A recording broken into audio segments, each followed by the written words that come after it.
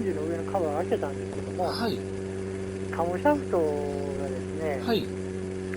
少し、なんていうんですかね、削れてまして、はで、要は、ロッカーアームで、バルブを押してるんですけども、あ。はい。ロッカーアームと、カムシャフトの間にはい。隙間ができて、はい。カタカタカタカタ音が鳴ってるみたいなんです。はあはで、故障では作業できるんですけどあ。はも、い。カムシャフトを交換しないとダメなんです。はいはい。でね、ちょっと今ドイツにしかないんで、はカムシャフトが、で、ちょっとお時間だけいただけないかなとあ。思って連絡してたんああ、いや、それは、大体どれぐらいですかね。です。はい。今コロナの影響で、はい。